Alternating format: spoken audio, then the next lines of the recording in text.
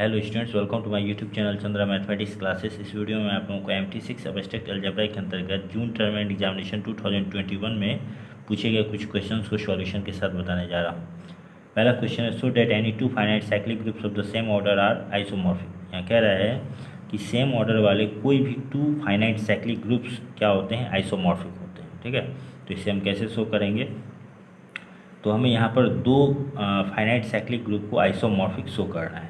तो isomorphic show करने के लिए हमें यहाँ पर ग्रुप आइसोमॉर्फिज्म, ठीक है, मतलब दो ग्रुप आइसोमॉर्फिक कब होते हैं, इसके लिए हमें यहाँ पर सबसे पहले ग्रुप होमोमॉर्फिज्म को समझना होगा। उसके बाद हम ग्रुप आइसोमॉर्फिज्म को समझेंगे और उसके आधार पर आइसोमॉर्फिक ग्रुप्स के बारे में जानेंगे। यहाँ ग्रुप होमोमॉर्फिज्म क्या है? Let G1*1 and G2*2 be two groups.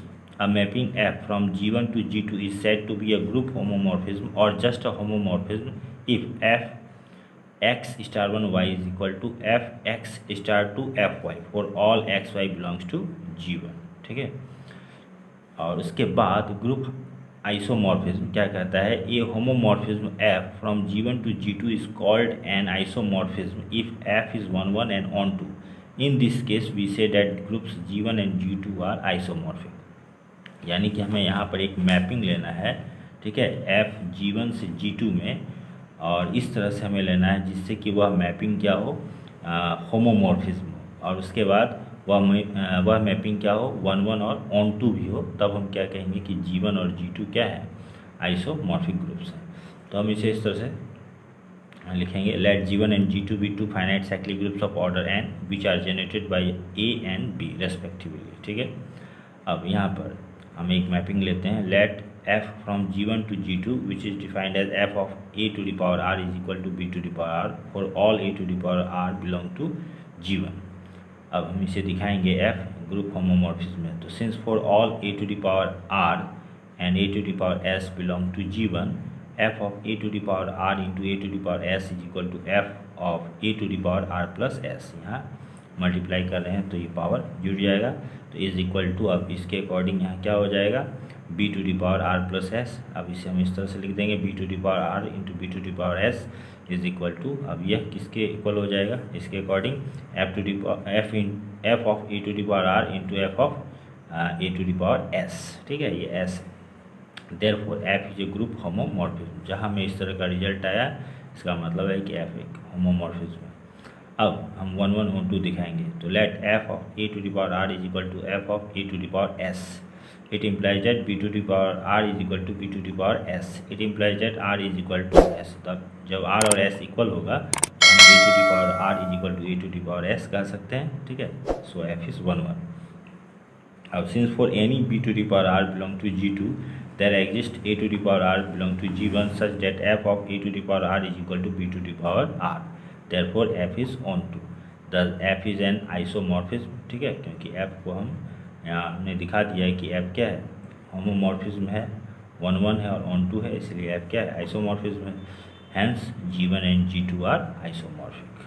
ठीक है, इसलिए हम क्या कह सकते हैं कि any two finite cyclic groups of the same order are isomorphic. Okay students, इसके बाद दूसरा question, check whether or not the conjugation Z to Z bar is an automorphism of the ring C। तो इसे solve करने से पहले हमें ring homomorphism, ring isomorphism और रिंग ऑटोमॉर्फिज्म के बारे में जान लेना होगा।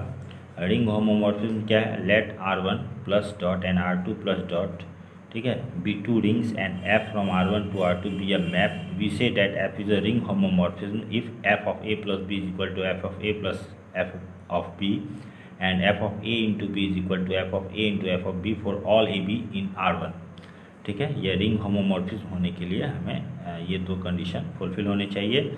उसके बाद जब हम मैपिंग को होमोमॉर्फिज्म शो कर देते हैं, तब फिर हम उस मैपिंग को अगर यह दिखा दें कि वह 1 1 और ऑन 2 भी है, तो वह मैपिंग आइसोमॉर्फिज्म कहलाता है। A function F from R1 to R2 is called a ring isomorphism if F is ring homomorphism, F is 1 1 and F is on 2। ठीक है, तो इस स्थिति में रिंग आइसोमॉर्फिज्म कहलाता है। और फिर ऑटोमॉर्फिज्म के लिए हमें क्या है, n isomorphism of a ring R onto itself is called an automorphism of are.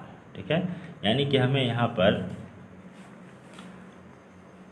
इसे ऑटोमॉर्फिज्म शो करने के लिए हमें एक मैपिंग लेना होगा जिससे कि हमें आइसोमॉर्फिज्म शो करना होगा। ठीक है, सी से सी में ही। ठीक है, तब हम क्या कहेंगे कि वह मैपिंग क्या है, ऑटोमॉर्फिज्म है। तो हम यहाँ चेक करते हैं, यहाँ पर let F from C to C automorphism है, इसलिए सी टू सी ही लेना होगा। Let F from C to C be a mapping which is defined as F of Z is equal to Z bar where Z belongs to C. Z complex number है। अब let Z1 is equal to A plus iota P and Z2 is equal to C plus iota T belong to सी।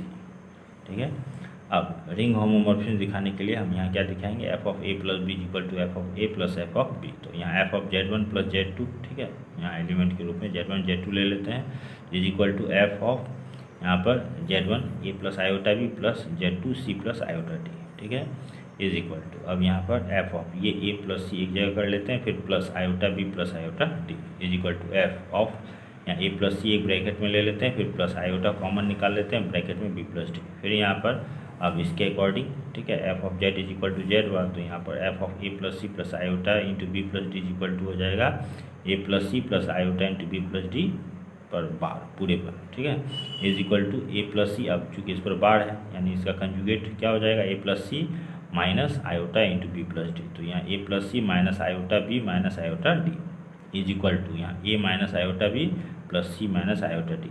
तो यह किसके equal हो जाएगा, F of A plus iota B plus यह किसके equal होगा, F of C plus iota D. तो is equal to F of Z1 plus F of Z2। ठीक है, पहला कंडीशन फुलफिल हो गया। अब दूसरा F of Z1 Z2 is equal to यहाँ F of A plus iota B into C plus iota D is equal to F of, इन दोनों को मल्टीप्लाई करेंगे तो हमें यह रिजल्ट मिलेगा, is equal to F of यहाँ पर ए C plus iota A D plus iota B C. अब ये आयोटा स्क्वायर -1 के इक्वल होता है तो ये minus B D is equal to F of A C minus B D एक जगह कर लेंगे, फिर प्लस आयोटा कॉमन निकालेंगे तो A D plus B C. अब यह किसके इक्वल हो जाएगा, तो A C minus B D plus iota into A D plus B C पर बार के इक्वल होगा। इसके अकॉर्डिंग हमें दिया हुआ है जिस तरह से मैपिंग। ठीक है, अब हो जाएगा यहाँ पर ए सी minus B d minus iota A D plus B c. ठीक है, चूँकि कंजुगेट है इज इक्वल टू यहाँ पर ए सी माइनस बी डी, फिर माइनस इसे तोड़ देते हैं आयोटा ए d minus iota B c, तो इज इक्वल टू यहाँ पर ए सी minus iota B c minus iota ए डी माइनस इस माइनस बी डी को हम यहाँ पर plus iota square b d के रूप में लिख सकते हैं, क्योंकि iota square is equal to -1 होगा।